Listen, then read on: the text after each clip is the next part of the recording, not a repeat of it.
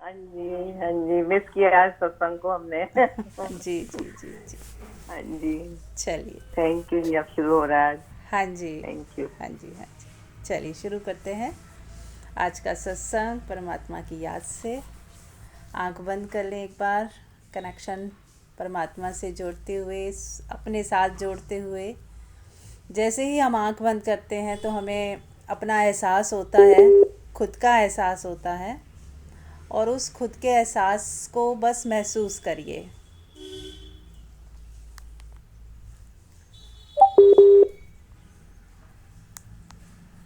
खुद के एहसास को महसूस करिए।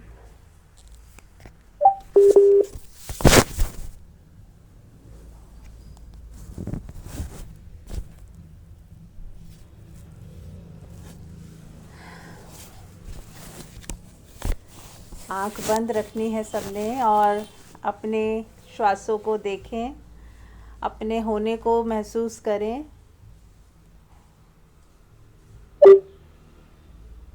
और जो भी है जैसा है सब स्वीकार है, सब स्वीकार है, सब स्वीकार है। जो है जैसा है सब स्वीकार है।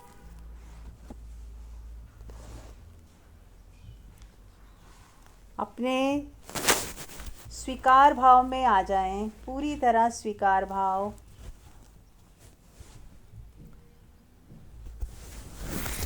जो है जैसा है स्वीकार है।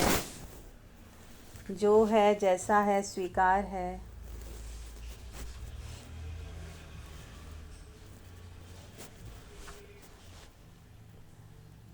आती जाती श्वास को देखें और एक गहराई आप महसूस करेंगे कि जैसे ही हम शांत होते हैं, स्वीकार भाव में आते हैं, अपनी आती जाती श्वास को महसूस करते हैं, अपने होने के एहसास को महसूस करते हैं, अपने भीतर जो भी चल रहा है उसे महसूस करते हैं, तो एक अपार शांति महसूस होती है।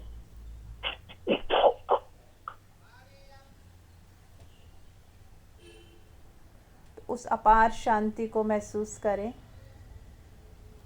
डूबें अपनी गहराइयों में।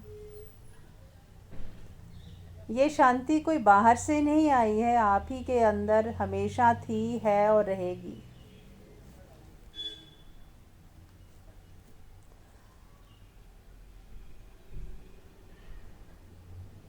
जैसे ही आप अपने में हो जाते हो तो आपका जो डूअर है वो मिट जाता है।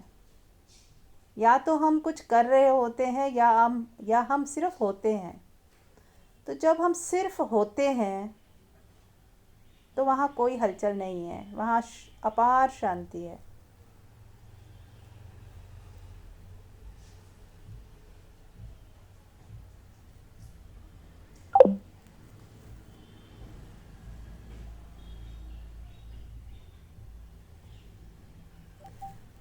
तो इस अपार शांति में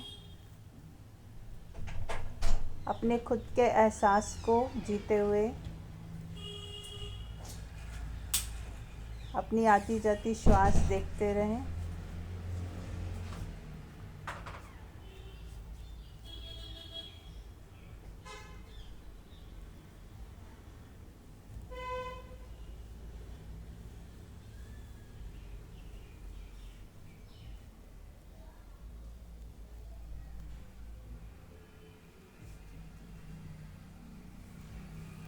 जो भी खजाना है हमारे भीतर ही है।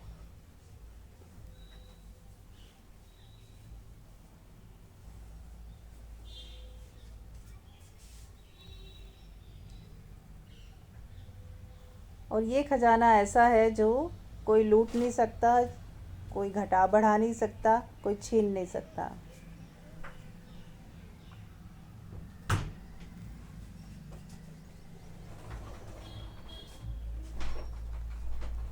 और यदि हम इस खजाने को महसूस करके ये जान लें कि यही है रियल खजाना, बाकी बाहर तो सब कुछ ऐसा लगता है कि हमें मिल रहा है, लेकिन मिलता कुछ भी नहीं है। हाथ खाली के खाली ही रह जाते हैं।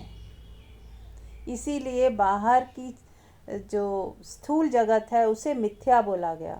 मिथ्या इस सेंस में बोलते हैं कि लगता है बहुत कुछ है, बहुत कुछ घट रहा है, लेकिन हाथ कुछ भी नहीं लगता, खाली के खाली ही रह जाते हैं हाथ। और भीतर का जो जगत है, जो आपका स्वयं का होना है, वहाँ यदि एक बार आपने नज़र गड़ा ली, वो कहते हैं ना त्राटक करना, तो आप त्राटक कीजिए अपनी उस शांति के ऊपर जो हमारे भीतर सदा से है, थी और रहेगी। यदि उसकी तरफ नज़र दौड़ाई, वहाँ पे नज़र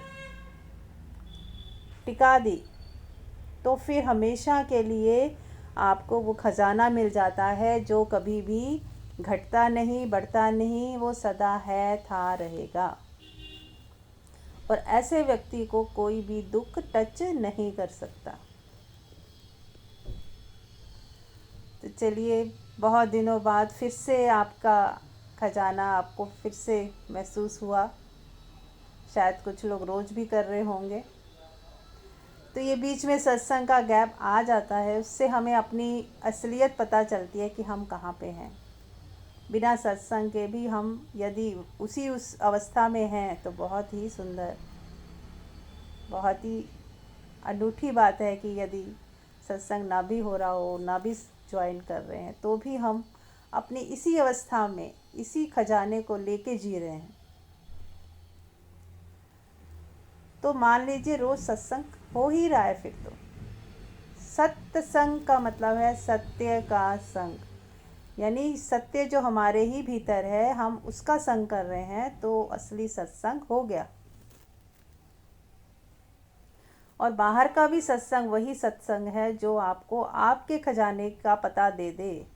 जिस सत्संग से चाबी मिल जाए, जिससे आपका खजाना जो है, उसके ऊपर जो ताला लगा है वो खुल जाए और आपको आप ही के भीतर का खजाना मिल जाए, तो वो हुआ सत्संग।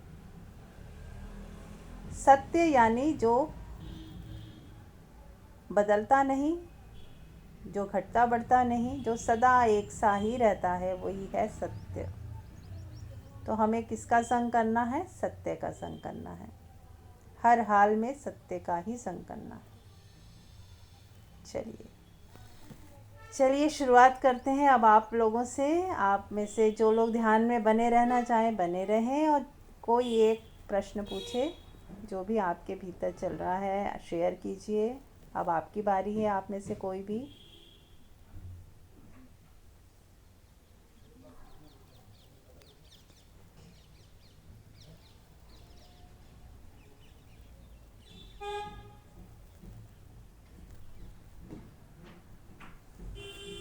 ओके मीरा जी, मैं हाँ। ये कुछ पूछती हूँ अपने मन से। हाँ जी प्लीज पूछिए। ये बताएं कि जैसे हम अपने इस दौर में हैं जहाँ पे हमारे बच्चे किसी एक तरीके से जीवन जीना चाह रहे हैं, हमारे बड़े अलग तरीके से सोच है उनकी, उनका अलग तरीके से उठना बैठना है, रहन सहन है, और एक हमारी जनरेशन है जो बीच में है। ये हर किसी के साथ हो सकता है कि जिसके बच्चे हैं, पेरेंट्स हैं, और जो बीच की जनरेशन है उसको एक अलग तरीके से, उसकी एक अलग सोच है।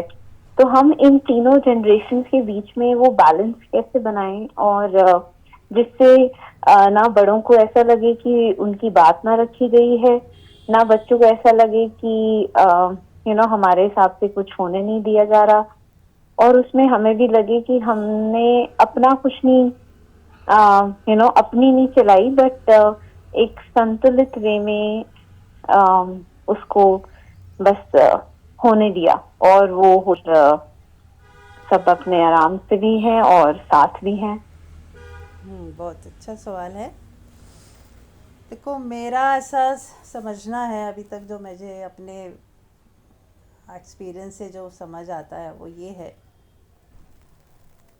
कि पहले तो हम किसी को खुश कर सकते हैं, ये इसमें डाउट रहता है। क्योंकि यदि हम चाहते हैं कुछ भी करें, कोई सजेशन दे या कैसा भी व्यवहार हमारा हो, तो ये ज़रूरी नहीं है कि सामने वाला, चाहे वो आपका बच्चा है या बड़ा है, वो खुश हो ही जाएगा। क्योंकि जब हम उनके अंदर भी कुछ फ्रेम है, कुछ एक्सपेक्टेशंस हैं, कुछ उनकी अलग सोच है और हमारी कुछ अलग सोच होती है। तो जब दो सोचें टकराती हैं तो चाहे हम कितना ही सही बोल रहे हों, सही कर रहे हों, तो ज़रूरी नहीं है कि जो सामने जो भी है वो हमसे खुश हो जाएगा या सेटिस्फाइड हो जाएगा। तो अब यहाँ एक ही तरीका हो सकता है कि हम जो भी करें वो मुझे सेटिस्फाइड करना चाहिए। तो यदि हमें जब भी कोई ऐसा तरीका निकालना हो जिसमें मुझे मेरी सेटिस्फेक्शन हो जाए, और दूसरा ये कि हमें ज़्यादा से ज़्यादा जहाँ तक हो सके फ्रीडम देना, किसी के ज़िंदगी में बाधा ना बनना, उनको उनके हिसाब से जीने देना, और हम जितना सपोर्ट कर सकते हैं उनके हिसाब से जैसा वो चाह रहे हैं उसमें हम कितना सपोर्ट कर सकते हैं बिना बाधा डाले, वो ज़्यादा इम्पॉर्टेंट है। यदि हम बाधा भी ना डालें तो वो भी एक तरह से सपोर्ट हो जाता है ना। सपोज़ आपको कोई ज़िंदगी का एक तरीका पसंद है, दूसरे को कोई दूसरा तरीका पसंद है, लेकिन हम सोचते हैं नहीं जो मेरा तरीका वही ठीक है, और हम दूसरे को समझाते हैं, उनको अपने हिसाब से मोल्ड करने की कोशिश करते हैं। फिर हमारे कुछ फ़ियर्स होते हैं, हम वो अपने फ़ियर भी उन पे डाल देते हैं, क्योंकि डर हमारे हैं, हमारे अंदर फ़ियर है। म्यूट कर लें जिन लोगों का म्यूट नहीं है, आवाज़ें आ रही हैं कुछ। हाँ, तो जब हम दूसरों को अपने हिसाब से अपने फ्रेम में ढालने की कोशिश करते हैं तो वहाँ पे जो है कुछ ना कुछ ऐसा होता है जो दूसरे को भी वो लगता है। तो क्यों ना हम ऐसा व्यवहार रखें कि दूसरे का जो फ्रेम है, जिसमें वो राज़ी है, जिसमें वो खुश है, उसी को ही हम अपना वो बना लें कि ठीक है, आपको ऐसा जीवन जीना है या आप ऐसे करना है तो ठीक है, मैं उसमें सहयोग दे सकती हूँ, और यदि नहीं दे सकती हूँ सहयोग तो बाधा ना बनूँ। एक तो ये हमें थोड़ा अंडरस्टैंड करना पड़ेगा ये वाला पॉइंट कि we have to give freedom as they want. क्योंकि जब बच्चे एक टाइम पे अब बड़े हो जाते हैं, बहुत छोटे बच्चा है तो अलग बात है, लेकिन यदि बच्चे बड़े हो रहे हैं, 15 16 17 साल के भी हैं, वो बड़ों में ही आ जाते हैं। किसी का म्यूट नहीं हो रखा है, कुछ आवाज़ें आ रही हैं, प्लीज़ म्यूट कर लें, देख लें। मंजू जी आपका भी म्यूट नहीं हो रखा है।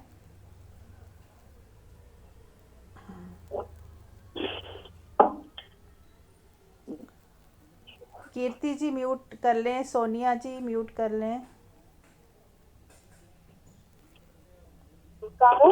मेरे यहाँ पे साइन म्यूट का रहा है, म्यूट है या नहीं हो? नहीं म्यूट नहीं है आपकी आवाज़। हाँ अब हुआ था, फिर बंद हो तो साइन तो म्यूट का आ रहा है मेरा तो, जबकि हाँ अब हुआ, अब हो गया। हाँ मंजू जी आपका हो गया, सोनिया आपका नहीं हुआ अभी, नीचे से आप म्यूट कर लीजिए। चलिए ठीक है, सोनिया जी की तरफ से शोर भी नहीं आ रहा है, कोई बात नहीं। तो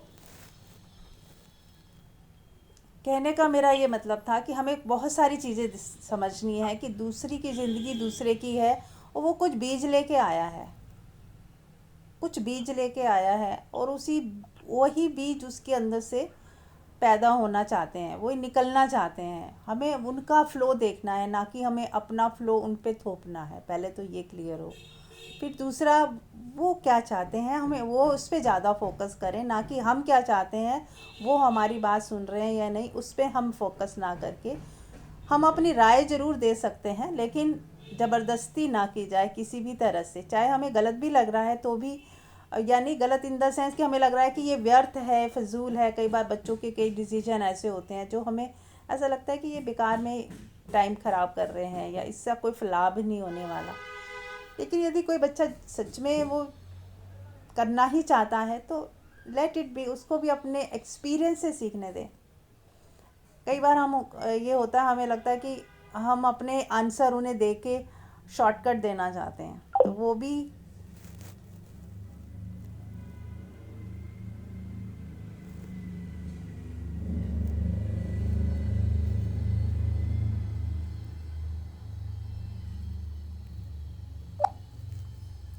हाँ जी ऐसा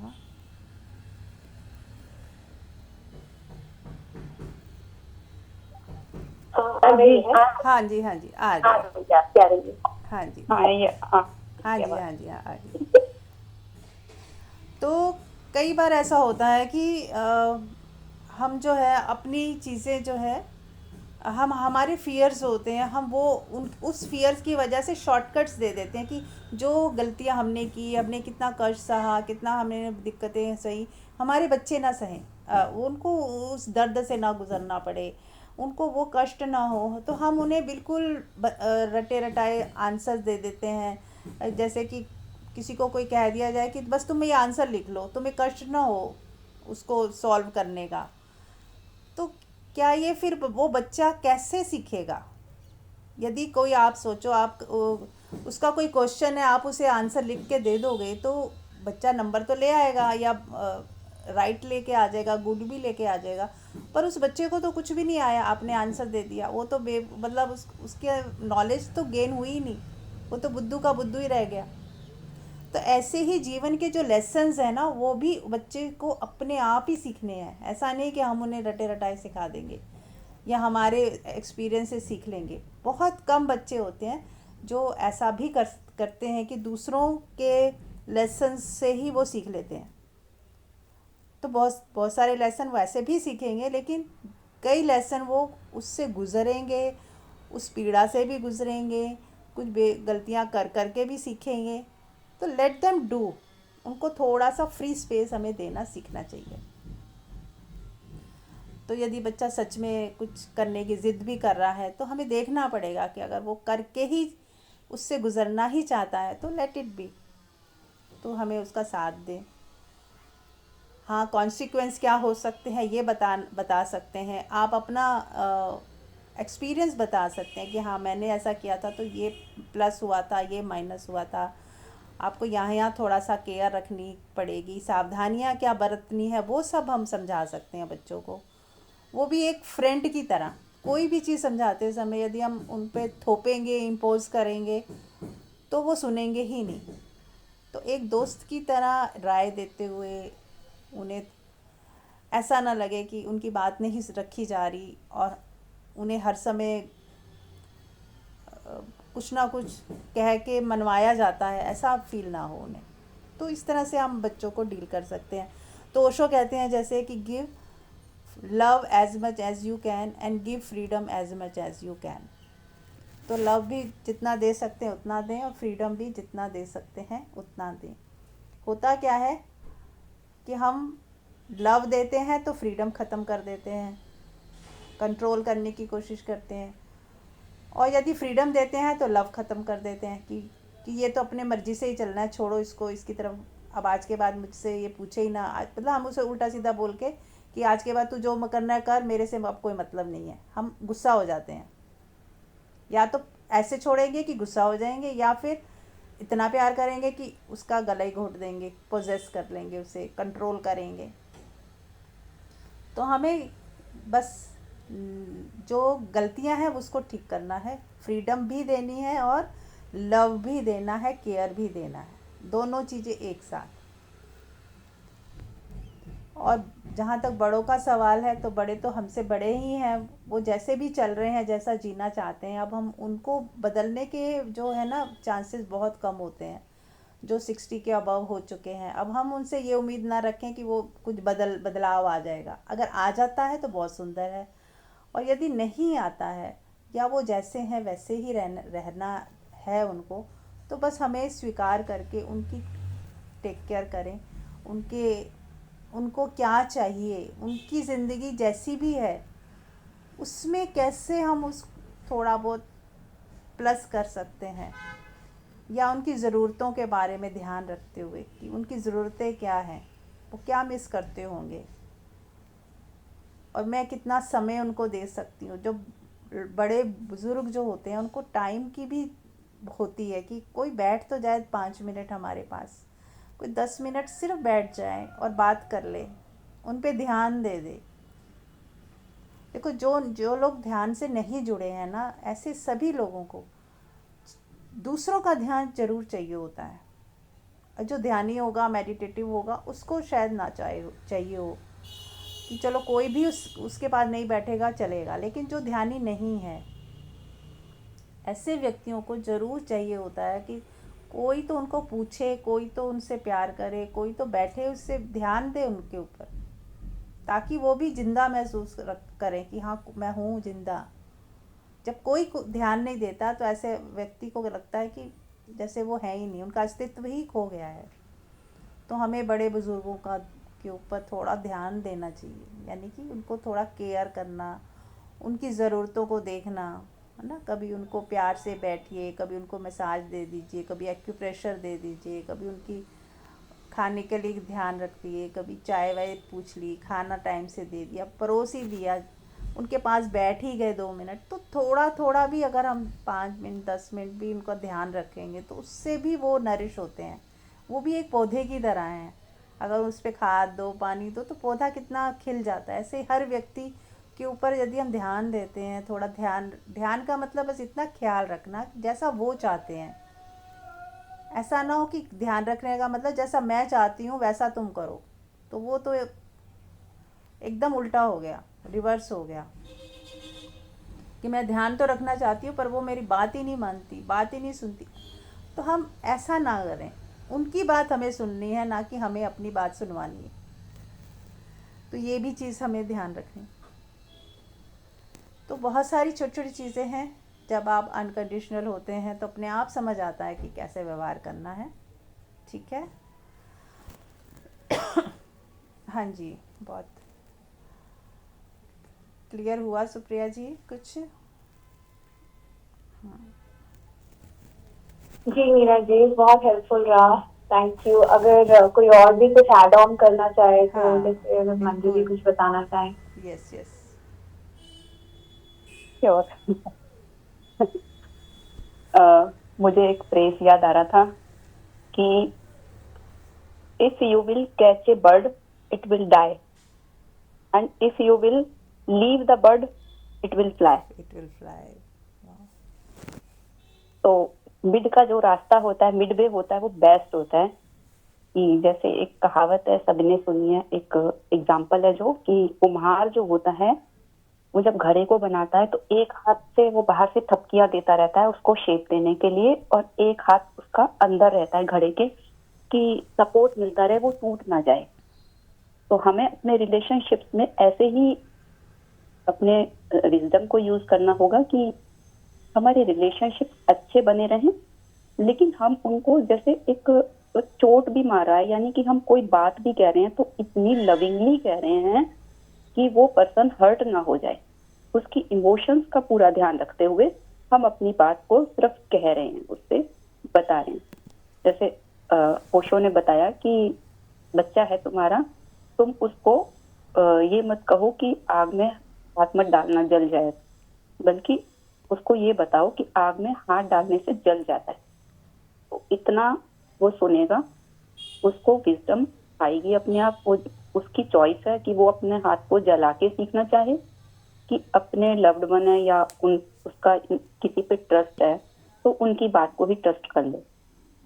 तो मैंने तो ये सीखा अपनी लाइफ में कि हम कोई बात बताते हैं और उसको कह के भूल जाते हैं, इस पे ध्यान ही नहीं रहता कि उसने मेरी बात को सुना या नहीं सुनी, या ये सफोकेटेड भी फील नहीं करते कि वो गलत राह पे जा रहा है, बच्चा गलत डिसीजन ले रहा है, उसका फ्यूचर क्या होगा। मतलब उसका फ्यूचर हमें नहीं पता क्या होगा, हमें जो चिंता होती है, डर लगता है, हम बहुत केयरिंग हो समझते हैं अपने आप को और हम एडवाइस देते चले जाते हैं, या तो एडवाइस देंगे या हम सफोकेटेड फील करते हैं अंदर ही अंदर कि मेरी बात नहीं मान रहा, ये गलत ट्रैक पे जा रहा है, पता नहीं इसका क्या होगा। लेकिन वो दोनों ही केसेस हमारे लिए हार्मफुल हैं। अगर हम सफोकेटेड फील कर रहे हैं तो हम खुद को हार्म कर रहे हैं, और अगर हम बच्चे को कंट्रोल कर रहे हैं, उसको एडवाइस दे रहे हैं, तो वो बच्चा हमसे डिस्टेंस बना देगा। तो दोनों ही केसेस में हमारा नुकसान है। तो एक बर्ड को जैसे हम लविंगली दाना डालते हैं, उसकी फ्रीडम होती है, वो जितनी देर हमारे बालकनी में आके हमारा दाना चुगना चाहे तो वो चुगे। अगर वो नहीं चुगता, उड़ जाता है, तो हमें कोई शिकायत नहीं उठती कि मैंने तो दाना डाला, ये तो आया ही नहीं, या हमें बर्ड से अटैचमेंट हो गई है। तो अगर बर्ड से हमारी अटैचमेंट है तो फिर हम दुखी होंगे कि बर्ड तो आया नहीं। मतलब दोनों ही केसेस में हम अपना ही नुकसान कर रहे हैं और अपने बच्चे का नुकसान कर रहे हैं या अपने लव्ड वन का नुकसान कर रहे हैं। तो यही बेस्ट वे है कि लक्ष्मी जी हैं जो इनका म्यूट करें प्लीज अपनी। लक्ष्मी जी, हाँ यस। तो दोनों ही केसेस में हम अपने रिलेशंस को खराब कर रहे हैं। अपने रिलेशंस को भी बना के रखना है और पॉजिटिवनेस भी नहीं होनी, एक्सपेक्टेशन भी नहीं होनी। हाँ, अगर हम अपना कुछ हमारे को स्पॉन्टेनियस आ रहा है तो कह दिया, उसके बाद उसके कॉन्सिक्वेंसेस क्या होंगे वो फिर हमारे को नहीं सोचना होगा कि उसने माना या नहीं माना, या अच्छा हुआ या बुरा हुआ, क्योंकि ये मेरा पॉइंट ऑफ व्यू है जो मैं किसी को बता रही हूँ। जरूरी नहीं है जो मैंने अपना पॉइंट ऑफ व्यू दिया है उसके रिजल्ट वही आएंगे कि जैसे मैं चाहती हूँ। कभी कभी हमें भी लगता है कि हमारा पॉइंट ऑफ व्यू है वो ही ठीक है, तो फिर वहां पे भी एक ईगो है हमारे अंदर कि मेरी ही बात ठीक है, मेरी बात मानी जानी चाहिए। कभी कभी ऐसा नहीं है कि हम एज में बड़े हैं तो हम इतने एक्सपीरियंस हो गए कि मेरा पॉइंट ऑफ व्यू भी ठीक होगा, मैं उससे इस चीज को थोप दूं, किसी को पजेस करूं।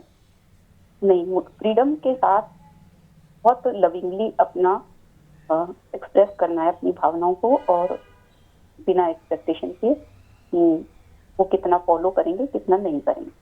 और मोस्ट प्रोबेबली मैंने देखा है कि जब हम बिना एक्सपेक्टेशन के अपनी बात किसी से कह पाते हैं तो बहुत चांसेस भी होते हैं कि वो हमारी बात को आज नहीं देर सवेर रियलाइज करते हैं कि हाँ इन्होंने ये बात कही थी, मैंने उस समय नहीं मानी, लेकिन ये बात तो ठीक थी। ऐसा भी बहुत होता, और नहीं भी होता तो उसमें भी कुछ परमात्मा की मर्जी है। और एट द एंड मैं तो यही कहूंगी सब परमात्मा की मर्जी पे ही छोड़। फिजिकल हेल्थ मेरी कुछ डिस्टर्ब भी हुई तो मुझे हेल्थ डिस्टर्ब होने से मेरे अंदर ये नहीं आया अरे मैं तो इतनी केयर करती हूँ ऐसा क्यों हो गया, परमात्मा की मर्जी है, जो हो रहा है होने दो। वो दुखी सुखी होना हमारे हाथ में है। बाकी अगर कोई डिसीज आई है तो उसमें हमने अपनी तरफ से बेस्ट किया, प्रिकॉशन ली, तो उसके बाद भी कुछ हो गया तो it's okay, no problem, I am accepting everything. तो ये सारी चीजों पे इम्प्लीमेंट होता है कि एट द एंड जाई विधि राखे राम, जाई विधि रहिए, ये सबसे प्यारा मंत्र है। Thank you. बिल्कुल, बहुत सुंदर। बस फिर लास्ट में तो यही है कि सब स्वीकार है, इस पे रहना है हमें। और दूसरा कि परमात्मा कल्याणकारी है, वो सदा कल्याण ही करता है। इस लाइन को अपने अंदर रोए रोए में बसा लें तो फियर नहीं आएगा। हमें ना फियर आ जाता है, ये अगर गलत हो गया तो, इसका फ्यूचर ख़राब हो गया तो, अगर ऐसा हो गया तो, वैसा हो गया तो ये जो फियर है ना, ये अगर हमें हटाना है तो यदि ये लाइन हमें याद रहे कि परमात्मा सदा कल्याणकारी है, वो कल्याण ही करता है, तो आप डरोगे ही नहीं। आपको लगेगा कि जो भी हो रहा है वो कल्याणकारी हो रहा है। कल्याण होना अनिवार्य रूप से तय ही है, लॉस है ही नहीं, हानि है ही नहीं। वो हमारी सोच है जो ऐसा सोचती है कि कुछ गलत हो रहा है या खराब हो रहा है या हानि हो रही है। प्रकृति में कभी कुछ गलत होता ही नहीं, सब अच्छा ही अच्छा होता है।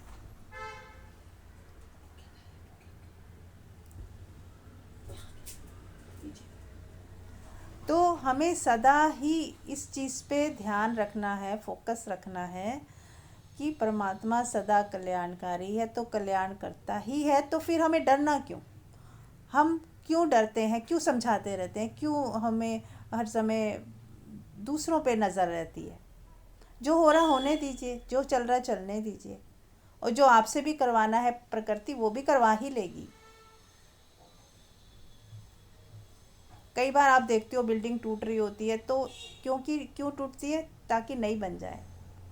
तो यदि टूटते समय हम देख पाएँ कि अभी ये नई बिल्डिंग बनने की शुरुआत है, ये टूटना है ना। कई बार पुरानी बिल्डिंग तोड़ के नई बनाते हैं, लेकिन यदि सिर्फ हम ये पार्ट देखें कि बिल्डिंग टूट रही है तो दुख हो सकता है, अरे यार बिल्डिंग टूट रही है, लेकिन जैसे ही हम ये देखते हैं कि बिल्डिंग टूट रही है ताकि नई बन जाए, तो हमें कोई दुख नहीं होता। ऐसे ही हमारे और हमारे बच्चों के या हमारे पेरेंट्स की लाइफ में भी इसलिए ये सब चीज़ें होती हैं कि कुछ नया होने वाला है, कुछ आपकी ज़िंदगी का में भी कुछ नए बदलाव आने वाले हैं, कुछ नई रास्ते खुलने वाले हैं। तो जब नया कुछ होने वाला होता है तो पुराना जो है कई बार उस पुराने को हटाया जाता है, तभी कुछ नया होता है। तो जो कुछ नया होता है या होने वाला है तो उसके लिए भी हमें हर समय राजी रहना है और खुश रहना है। ये भी हमारी पिक्चर चल रही है कि नया सीन क्या आने वाला है, हमें पता भी नहीं, और फिर कुछ ना कुछ नया रोज़ होता है। तो हर उस नए का स्वागत करते हुए नए पे नज़र रखें, तो पुराना जो जा रहा है उस पे नज़र ना ही रखें तो वो तो जाएगा और कुछ नया आएगा ही आएगा। तो जब कुछ नया जो आया है, जो आने वाला है, उसकी याद में हम खुश भी रह सकते हैं, और जो पुराना जा रहा है उसको देख के दुखी भी रह सकते हैं। ये हमारे ऊपर ही है। जैसे नए नए लड़की की शादी होती है, अब उसका पुराना छूट भी रहा होता है और नया परिवार मिल रहा है उसे, अब कुछ नया होगा उसकी लाइफ में। तो वो जो मिक्स फीलिंग होती है वैसा ही हमारे साथ है। लेकिन वो लड़की यदि सिर्फ मायके को ही देखती रहे और दुखी होती रहे कि मेरे परिवार छूट गया, मेरे भाई बहन छूट गए, मेरा पूरा सर्कल छूट गया, मेरी कई बार जॉब भी होती है छोड़नी पड़ती, सब छूट गया मेरा, अब उस पर नज़र रखेगी तो दुखी रहेगी। और यदि वो देखे कि नया परिवार मिला है, नया लाइफ पार्टनर मिला है, फिर बच्चे हैं वो भी नए मिले हैं, सब कुछ ही तो नया हो गया उसका, पूरी ज़िंदगी उसकी नई हो गई, उस नए में वो खुश रहे, आनंदित रहे और उसी को स्वर्ग बना के जिए, तो वो खुश रह सकती है।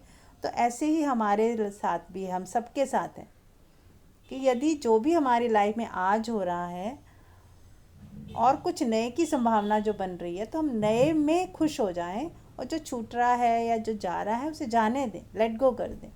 तो हम जो है बहुत जल्दी ही आगे बढ़ सकते हैं और खुश रह सकते हैं। तो ये हमारे पास चॉइस तो हमेशा ही रहती है कि हमने फोकस कहाँ करना है। तो जो बदलाव आ रहे हैं उस पर फोकस करें, कुछ नया हो रहा है उस पर फोकस करें, जो है हमारे पास उस पर फोकस करें, जो जा रहा है उसे जाने दीजिए और जो आ रहा है उसे आने दीजिए। यही लाइफ है। जैसे श्वास है हमारी, ले रहे हैं छोड़ रहे हैं, ले रहे हैं छोड़ रहे हैं, और जो श्वास आ रही है वो हम आने दीजिए, जो जा रही है, जो छोड़ रही है वो छूटेगी, जाएगी, तो सहज हो जाएगी ज़िंदगी। हम क्या करते हैं, जो छूट रहा है उसे छोड़ना नहीं चाहते, पकड़ने की कोशिश करते हैं, और जो आ रहा है उसको स्वीकार नहीं कर पाते कि ये क्या हो गया। हमारे अकॉर्डिंग नहीं हुआ तो दुख होता है, और अगर हमारे अकॉर्डिंग हो जाए तो हम बहुत ईगो में आ जाते हैं, एक्साइटेड हो जाते हैं, फिर उसको भी खोने का डर फिर आ जाता है। तो ऐसे जो हमारा मन है ना, वो ही हमारे दुख का कारण है। यदि मन बीच में ना आए, जो जा रहा है वो जा रहा है, जो आ रहा है आ रहा है, और जिस हाल में भी प्रभु रख रहा है हम राजी हैं, तो तेरी मर्जी पूरी हो, यहाँ पे फिर वो बात फिट हो जाती है। ठीक है, तो इट्स सो सिंपल। हाँ, अगर समझ आ जाए तो बहुत सिंपल है, ना आए तो मन जो है हमें इधर उधर परेशान कर सकता है, तो हमें बस मन से थोड़ा अवेयर रहना है। हाँ जी, और कोई प्रश्न किसी का?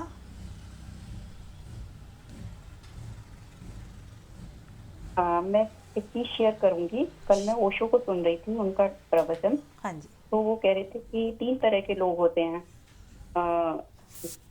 जैसे मैं तो सुना है, घोड़े का एग्जाम्पल देते हैं, 3 तरह के घोड़े होते हैं। तो वो कहते हैं कि साधक भी 3 तरह के होते हैं। एक तो होते हैं कि जो श्रवण से ही उनका काम बन जाता है, वो श्रवण से ही समझ, जैसे अंडरस्टैंडिंग होती है उनके अंदर इतनी अच्छी कि उसको समझ ही लेते हैं, तो उसी से ही वो मुक्त हो जाते हैं। मुक्त होने का मतलब ये नहीं है कि हम कोई डिग्री मिलेगी। मुक्त का ये मतलब है कि अब हमें कोई चीज का कोई थॉट ऐसा नहीं आ रहा जिससे हम उसे बार बार सोच रहे हैं, बंध गए हैं, हम बिल्कुल रिलैक्स ही हैं। तो कहते हैं पहले नंबर के लोग होते हैं जो श्रवण से ही मुक्त हो जाते हैं। दूसरे होते हैं मनन वाले, अपना अपना टाइप है ये। तो मनन का मतलब ये है कि उसमें हमने सुना भी और कुछ मनन किया, चिंतन भी किया। उसमें मन और चेतना दोनों सम्मिलित है। जो पहला है श्रवण, उसमें सिर्फ चेतना है और सुनना हो रहा है, सिर्फ सुनना हो रहा है। उसके अंदर हम कुछ भी, हमारे भीतर कोई डायलॉग नहीं चल रहा कि ऐसा बोला तो वैसा बोला तो, बस हम सुन रहे हैं और वो हमारे अंदर बैठता चला जा रहा है, श्रवण। फिर वो सिर्फ चेतना का स्तर है, सबसे ऊंचा स्तर है। सेकंड होता है मनन का, जिसमें चेतना और मन दोनों का समन्वय है। यानी कि हम सुन रहे हैं, उससे हम थोड़ा फिर बाद में चिंतन मनन कर रहे हैं कि हाँ ये तो बात ठीक है, ऐसे होना चाहिए, ये नहीं ये गलत है। मतलब उसमें कुछ हम अपना डाल रहे हैं, मन हमारा कुछ कुछ चल रहा है, बुद्धि कुछ कह रही है। फिर एक और होते हैं साधक, जिन्हें कहते हैं जो जिन साधना करनी पड़ती है। उस साधना में शरीर और मन दोनों का इस्तेमाल होगा। मतलब हम शरीर और मन के द्वारा कुछ ऐसा एफर्ट डाल रहे हैं कि ताकि हम अपनी चेतना तक पहुंच जाएं, अपनी आत्मा तक पहुंच जाएं।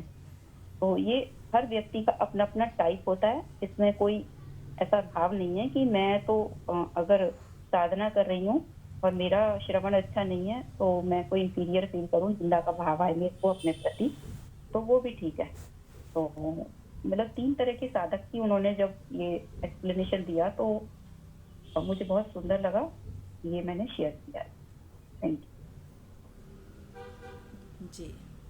और कोई प्रश्न किसी का?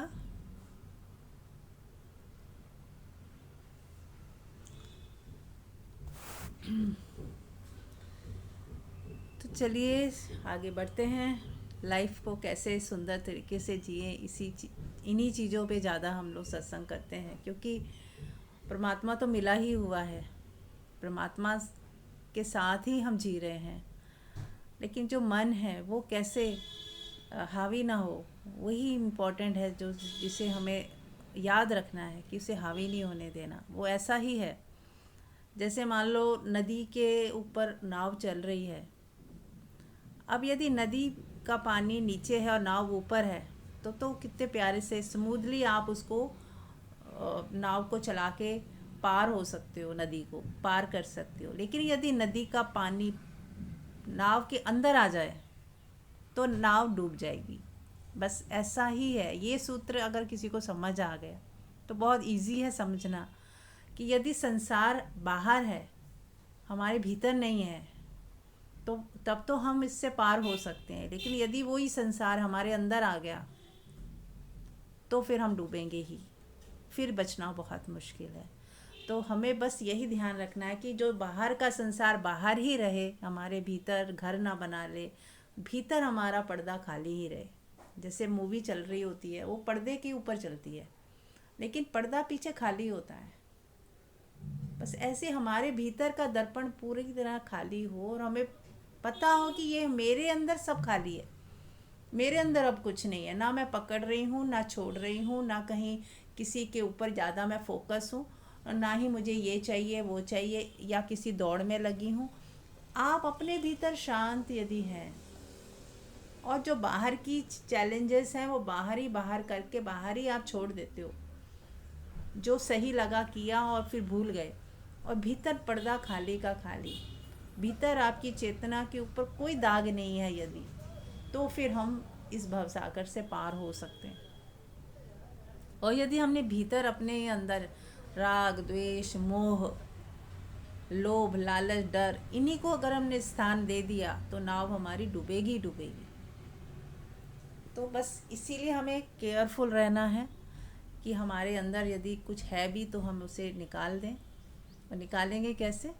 ध्यान करें, शांत रहें, शांत मन से अपने अंदर चिंतन मनन करें कि क्या है मेरे भीतर, क्योंकि जो भीतर होगा तो आप दुखी सुखी आपको करेगा, आपको हिलाएगा, कंपन आएगी, आपका मन कपेगा, तो आपको पता लग जाएगा कि कुछ अंदर ऐसा चला गया है जो नहीं जाना चाहिए था। तो बस उसी को बस हमें शांत उसे देखना है। और फिर वही सूत्र कि परमात्मा सदा कल्याणकारी है, कल्याण ही करता है, जो हो रहा है अच्छा ही हो रहा है, तो बाहर से नज़र हट सकती है। क्योंकि यदि हमें ऐसा लगे कि अरे अच्छा नहीं हो रहा, कुछ गड़बड़ हो रही है, तो हम फिर उसको ठीक करने की कोशिश करते हैं और उसी में हम फंस जाते हैं। तो यदि हम छोड़ पाएंगे तभी छोड़ पाएंगे जब हमें लगेगा कि कुछ गलत हो ही नहीं रहा, जो हो रहा अच्छा हो रहा है और जो आगे होगा अच्छा ही होगा, तो ही हमारी नज़र बाहर से हटेगी और अपने अंदर की झील में हम विश्राम कर पाएंगे। हमारा अंदर पहले से ही क्लियर है, पहले से ही वो वहाँ पे कुछ है ही नहीं। ये इल्यूजन हो जाता है कि हमारे अंदर कुछ चला गया, एक्चुअली तो जा सकता नहीं, लेकिन इल्यूजन हो जाता है। हमें टेम्परेली एक इल्यूजनरी बादल हमारे अंदर आ जाता है, जिससे कि हमें सफोकेशन फील होती है, फियर लगता है, लालच आ जाती है, डर लगता है, मोह हो जाता है किसी से तो उसको छूटने का डर लगता है, उसको कुछ हो ना जाए। फिर इसी डर की वजह से हम कंट्रोल करते हैं, राय देते रहते हैं, समझाते फिरते हैं उसको, उसकी वजह से दुखी होते रहते हैं, क्योंकि मोह है, अटैचमेंट हो गई है, उसको इतना अपना मान लिया है कि अब डर ही डर रह गया उसके आसपास। तो ये सारी चीज़ों पे हमें ध्यान देना है कि हमारे अंदर अभी क्या क्या है जहाँ पे हमें काम करना बाकी है। तो वहीं वहीं हमें अपनी चीज़ें ठीक करनी है, अपनी रस्सियाँ जो बांधी हुई हैं उसे काटनी है, खोलनी है, और अपने को नाव को ऐसे छोड़ देना है कि स्मूथली वो बहती हुई चली जाए। आपका जीवन इतना आसान और सरल हो सकता है। अभी सरल नहीं है क्योंकि रस्सियाँ बंधी हुई हैं, तो एक एक करके अपनी सारी रस्सी खोलेंगे हम, अपनी एक एक रस्सी को या तो खोलें या तो काटें, और वो उसके सरल उपाय हैं। कुछ भी ऐसा नहीं है, सिर्फ अगर आप देख ही लोगे कि जो आपका है नहीं, हमने उसको अपना मान लिया। कुछ भी हो, कोई भी हो, आपका नहीं है वो। सब का किसके हैं? परमात्मा के हैं, परमात्मा से हैं और परमात्मा के लिए हैं। हमारा इसमें यहाँ कुछ है ही नहीं। हम हर चीज़ को मेरा मेरा मेरा करते हैं, जबकि मेरा जैसा कुछ है ही नहीं यहाँ पे। हम भी अपने नहीं हैं। तो यदि ये सब चीज़ें समझ आ जाती हैं, धीरे धीरे हमारे हृदय से फिर मोह का जाल टूटता है, मोह की रस्सी खुलती है, लालच ख़त्म होता है कि जब है ही नहीं, टेम्परेरी है यहाँ पे और कुछ है ही नहीं और हो सकता नहीं, मिल मिल के भी वो चला जाता है, छूट जाता है। कई चीज़ें हमें मिली पर आज कहाँ है, आप पकड़ ही नहीं सकते। बेकार में हम कोशिश करते हैं पकड़ने की, जबकि पकड़ा जा ही नहीं सकता। जब ये समझ आ जाती है ना, तो फिर हम पकड़ना बंद कर देते हैं कि जो छूट ही गया है, जो है ही नहीं हमारा, हम उसको अपना कैसे मान सकते हैं। और जो मृत्यु के बाद ही छूट जाएगा वो भी छूटा ही हुआ है। टेम्परेली हम जैसे पार्क में जाते हैं, थोड़ी देर के लिए बेंच पे बैठ जाते हैं, तो वो हम उतनी देर के लिए हमारा ही हो जाता है वो बेंच। या कोई झूला है, पार्क में गए आप, गार्डन गए, वहाँ पे कोई झूले पे बैठ गए, थोड़ी देर के लिए, कुछ सेकंड्स के लिए, कुछ मिनटों के लिए वो आप ही का हो गया, आपने उसका मज़ा लिया। बस ऐसा ही है संसार। हमें घर मिलता है, हमें बच्चे मिलते हैं, हमें मकान, हमारे पास घर है, प्रॉपर्टी है, बैंक बैलेंस है, सब ऐसे ही है, टेम्परेली मिल गया है थोड़ी देर के लिए। बस यूज़ करें उसको, भोग लें, उसके साथ जी लें, और फिर वो चला जाएगा, कुछ नया आ जाएगा, ऐसे चलता रहेगा ये खेल। तो कहीं पे भी हमें घर नहीं बनाना है, यानी कि उसको पकड़ना नहीं है। तो जैसे सभी ऋषि मुनि संत क्या कहते हैं कि जो घर बारे अपना, चले हमारे साथ। इसका मतलब इतना ही है कि घर को घर की तरह नहीं, सराय की तरह ही देखें कि टेम्परेरी है। कई बार हम जब घर बेचने जाते हैं तो देखते हैं कितने लोगों ने पहले बेच चुके हैं। चेन, पीछे चेन लगती है, आपने देखा होगा, रजिस्ट्री के साथ चेन लगती है, यानी कि पहले किसने ख़रीदा, फिर उसने बाद किसने ख़रीदा, फिर उसके बाद किसने ख़रीदा, ऐसे ही चलता आ रहा है। ऐसे हमारे बाद भी पता नहीं, हम तो नहीं रहेंगे इस धरती पर हो सकता है इस घर में कितने समय, लंबे समय तक और लोग रहें। तो किसको हम अपना कहते हैं? आज पैसा हमारे पर्स में है, 2-4 दिन में किसी और के बैग में होगा, किसी और के अकाउंट में होगा। तो ये प्रोसेस चलता ही रहना है। हमें सिर्फ क्या होना है? साक्षी, देखने वाला हो जाए कि जो हो रहा है बस ठीक है, let it be, let it happen. जैसे समुद्र के ऊपर लहर आती है, ऊपर भी जाती है, फिर नीचे भी आती है, फिर ऊपर जाती है, फिर नीचे आती है। ऐसे ईसीजी का भी आपने देखा होगा, ग्राफ ऐसे ऊपर नीचे होता है, इसका मतलब वो जिंदा है। जिंदा व्यक्ति की पहचान ही यही है कि ऊपर नीचे। और जब बिल्कुल इस लाइन आ जाए तो मतलब that person is dead. Sidhi line का मतलब तो डेड पर्सन है। तो यदि हम जिंदा हैं तो ऊपर नीचे होगा ही, और वो सुंदर है, ऊपर नीचे है तो इसका मतलब कि हम जिंदा हैं।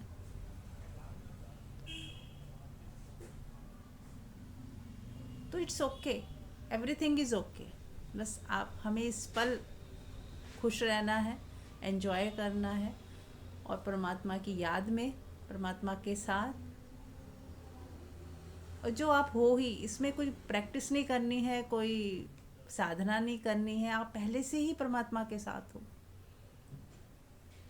इसीलिए कोई हम ऐसा नहीं कहते कि आप इतनी माला करो, इतने मंत्र जपो, इतना पाठ करो, कीर्तन करो। हाँ, किसी को अच्छा लग रहा है तो ज़रूर करे। मैं ये भी कहूँगी कि अगर आपको करने में मज़ा आता है ना तो ज़रूर करो, खुशी मिलती है ना तो ज़रूर करो, कुछ भी करो। फिर इसलिए नहीं कि उससे कुछ मिल जाएगा, खुशी तो मिल ही रही है ना, अच्छा तो फील होता ही है ना, तो करें। बस उसमें कोई मांग ना रखें, करना ही मज़ेदार हो जाए। आपने कोई भजन सुना, भजन सुनना ही आनंद है। मंत्र जपा, मंत्र जपना अपने आप में आनंद है। कोई पाठ किया, पाठ करना अपने आप में ही आनंद है, हो जाए बस, फिर ठीक है। उसमें कोई कामना ना रखें, कोई जोड़े ना कि ये मंत्र पूरा हो जाए तो मुझे ये चाहिए, कुछ मांग ना रखें। यदि आपने मांग नहीं रखी तो वो कितना सुंदर हो जाएगा, आपको भी नहीं पता। बिना मांग के भी जीना सीखें, कुछ चाहिए ही नहीं, बस करने में ही मज़ा आ रहा है, बस दैट्स इट। जैसे दो इंसान भी यदि आपस में जब मिलते हैं और मिलने में ही मज़ा आ रहा है तो ही वो प्यार है। और यदि हम एक व्यक्ति इसलिए मिल रहा है, उसे कुछ चाहिए, तो हम कहते हैं ना, कुछ इसको चाहिए था इसलिए आया है मिलने, ये मेरे लिए नहीं आया। संगीता जी म्यूट कर लें। तो जब दो व्यक्ति भी ये अंडरस्टैंडिंग रखते हैं कि ये मेरे से मिलने नहीं आया, इसको कोई काम था, उस काम के लिए आया है, तो ऐसे ही जब हम किसी मंत्र का जाप करें, किसी को भी याद करें, तो वो भी तो जानते हैं ना कि आप बस अपनी कामना पूर्ति के लिए याद कर रहे हो, आपको उनसे कोई प्यार नहीं है। और यदि हम सिर्फ प्यार के लिए प्यार करें, प्यार के लिए चैंट करें, प्यार के लिए पूजा कर रहे हैं, सिर्फ प्रेम है इसलिए, बस कुछ नहीं चाहिए हमें, तो फिर वो कितना सुंदर हो जाएगा। तो जो करना है करिए, लेकिन मांग मत रखिए, अपनी मांग को ज़ीरो कर दें। जो तुझ पावे साई भली कार, जो तुझे भाए बस वो होता जाए। संगीता जी आप म्यूट कर लें प्लीज़। तो जो तुझे भाए, जो तुझे पसंद हो, बस वो होता जाए, मुझे कुछ नहीं चाहिए, मेरी अपनी कोई डिमांड नहीं है। सोचें आपका कोई बच्चा ही है, अगर वो ऐसा है, आपके साथ बिल्कुल ट्यून्ड है, आपसे कुछ मांगता भी नहीं, आपका ध्यान भी रखता है, तो आपका कितना मन होता है उसको सब कुछ देने के लिए। तो ऐसे ही जब हम परमात्मा को याद करते हैं या किसी को भी याद करते हैं जो हमें लगता है कि हमारे लिए वो परमात्मा है, तो फिर हम उनसे यदि हम कोई मांग ही नहीं रखते, सिर्फ प्यार करते हैं, तो वो खुद ही हमारा ध्यान रखेंगे ना कि ये बच्चा तो मांगता भी नहीं और प्यार इतना करता है, इतना भरोसा है इसका मुझ पर, तो वो खुद चल कर आएंगे, खुद आपकी हर चीज़ को संभालेंगे, और आप भी आश्चर्यचकित रहोगे कि ये कैसे हो गया। ठीक है, चलिए, आप लोगों से कुछ पूछना है किसी ने, या कुछ शेयर करना है?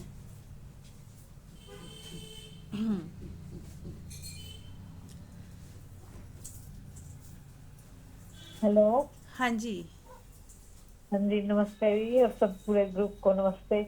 मैं ये चीज जो आपने बताई ना, तो ये जब से सत्संग से जुड़ी हूँ तो मैंने खुद, मतलब हम किसी आदमी या इंसान जो भी अपने घर के हैं सबको प्यार करते हैं, तो उसको भी लगता है कि कुछ चाहिए, और हमें भी हो सकता है मन में ये भावना आ जाए कुछ चाहिए।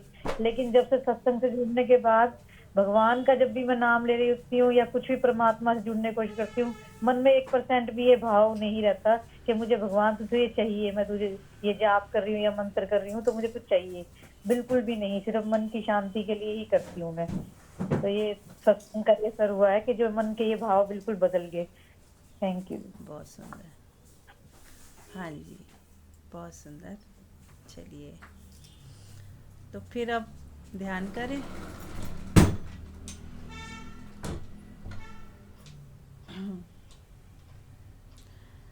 तो क्या करना है, ध्यान करना है या वो आई एम सॉरी वाला होपोनोपोनो करना है?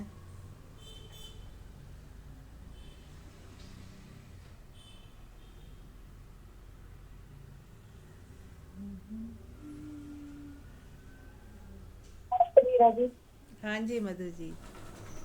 आई एम सॉरी वाला ही कर लीजिए क्योंकि वो किस दिन का था ना।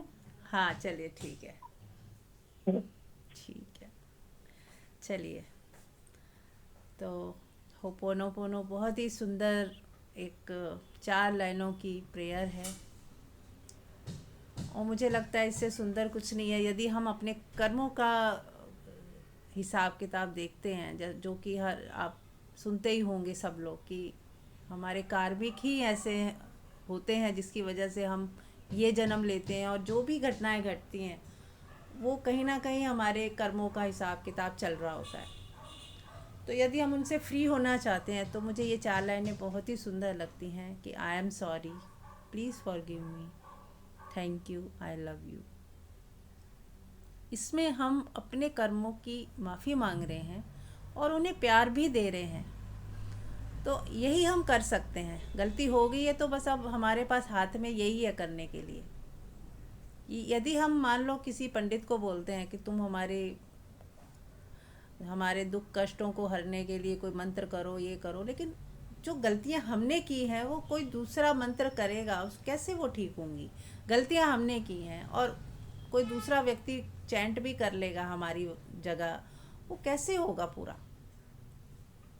तो अगर गलती हमने की है तो हमें ही माफ़ी मांगनी है, और हमें यदि फिर हम ब्लेस भी कर दें उसको, आई लव यू बोल दें, थैंक यू बोल दें, तो वो एकदम से हमारी फ्रिक्वेंसी जो है हाई हो जाती है।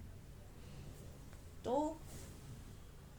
चलिए शुरू करते हैं। हमने पहले भी बहुत दिन किया है और आज फिर करते हैं। आंख बंद कर लें।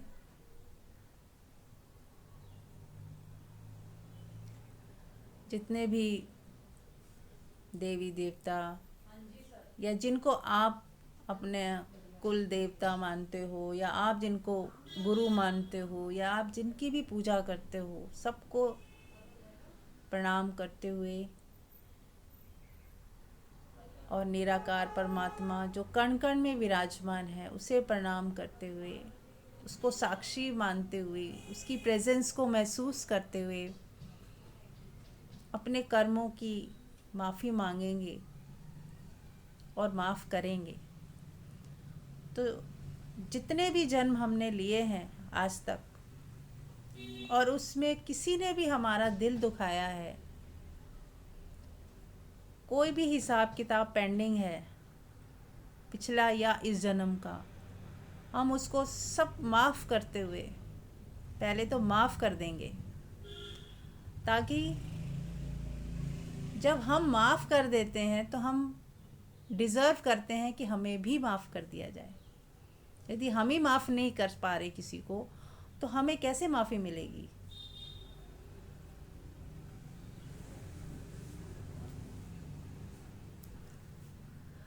तो हमें माफ़ी मिलेगी यदि हम चाहते हैं कि हमें माफ़ कर दिया जाए, तो हमें भी माफ़ करना है सबको।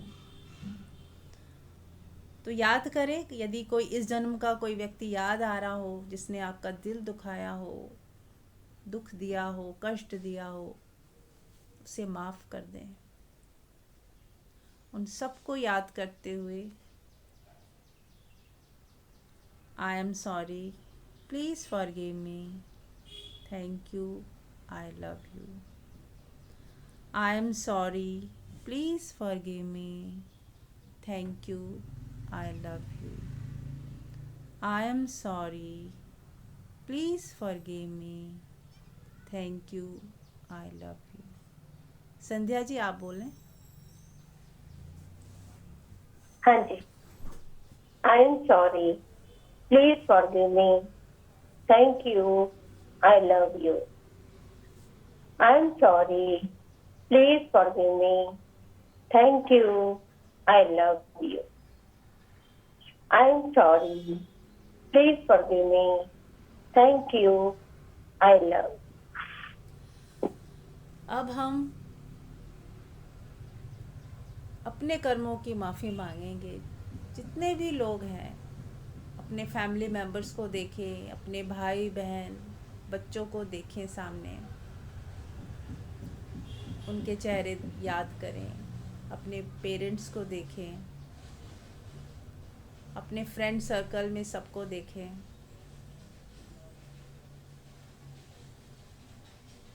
और जितने भी लोग हमसे टकराते हैं, कभी प्लम्बर, कभी इलेक्ट्रिशियन, कभी सब्जी वाले, कभी दुकान वाले, कितनों को हमने कितना कुछ बोल देते हैं, सुना देते हैं, घर आकर उनकी निंदा करते हैं, ये ऐसा ये वैसा। उन सब के लिए माफ़ी, उन सब को माफ़ी मांगते हुए कि कोई भी कभी भी हमसे भूल चूक हुई है उसकी माफ़ी मांगते हुए, I am sorry, please forgive me, thank you, I love you. I am sorry, please forgive me, thank you, I love you. I am sorry, please forgive me, thank you, I love you. I am sorry, please forgive me, thank you, I love you. I am sorry, please forgive me, thank you, I love you. I am sorry, please forgive me, thank you, I love you. अब हम money की करेंगे blockages दूर। जो भी हमारी property है, धन दौलत, बैंक बैलेंस, या जो भी मनी का फ्लो है, हम कई बार हमसे भूल होती है, हम बहुत कुछ ऐसा कर बैठते हैं जिससे कि ब्लॉकेजेस आ जाती हैं। उन सब की जड़ों में जाते हुए हम नहीं जानते कि हमसे क्या क्या भूले हुई हैं। माँ लक्ष्मी को सामने रखते हुए जो भी भूले हुई हैं हमसे, उसको स्वीकार करते हुए, माफ़ी मांगते हुए, I am sorry, please forgive me, thank you, I love you. I am sorry, please forgive me, thank you, I love you. I am sorry, please forgive me, thank you, I love you.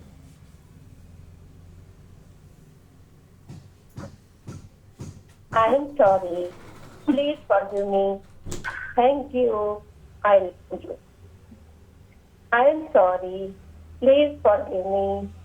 Thank you. I love you. I am sorry. Please forgive me. Thank you. I love you. देखिए, माँ लक्ष्मी आपको आशीर्वाद दे रही हैं। आपकी सारी negativity हटा दी गई है, ब्लॉकेजेस दूर हो गई है, और आपको अबंडेंस का आशीर्वाद मिल रहा है कि अबंडेंस आपको कभी भी, कोई भी मनी से रिलेटेड प्रॉब्लम कभी भी ना आए। इस ऐसे आशीर्वाद दिए जा रहे हैं।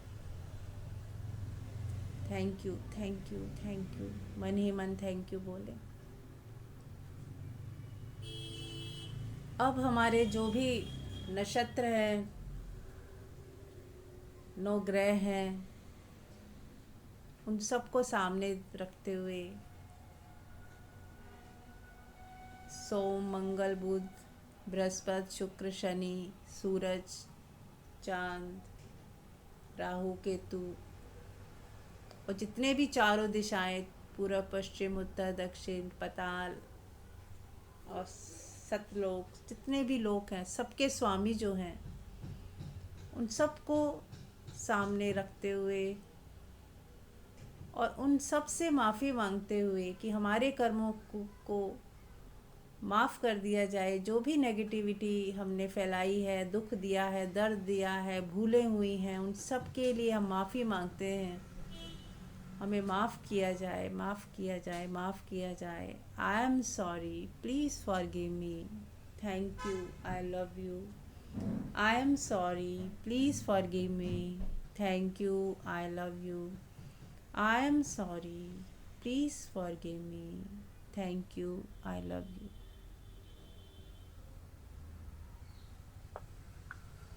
I'm sorry. Please forgive me. Thank you. I love you. I'm sorry. Please forgive me. Thank you. I love you.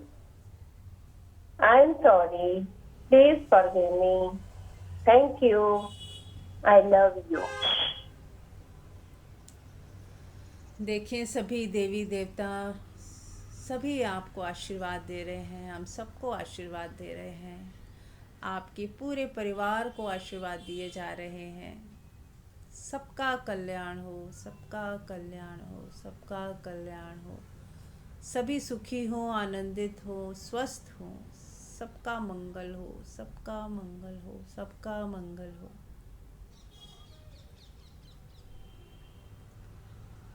अब हम सभी एनलाइटन पर्सन्स जितने भी हुए हैं आज तक, और आज की समय में भी जितने अभी जीवित हैं लाइव एनलाइटन मास्टर्स, और आगे भी कभी भी जितने भी होंगे, सबसे अपने जीवन के लिए आशीर्वाद मांगते हुए और अपनी गलतियों की क्षमा मांगते हुए, I am sorry, please forgive me, thank you, I love you. I am sorry, please forgive me, thank you, I love you. I am sorry, please forgive me, thank you, I love you.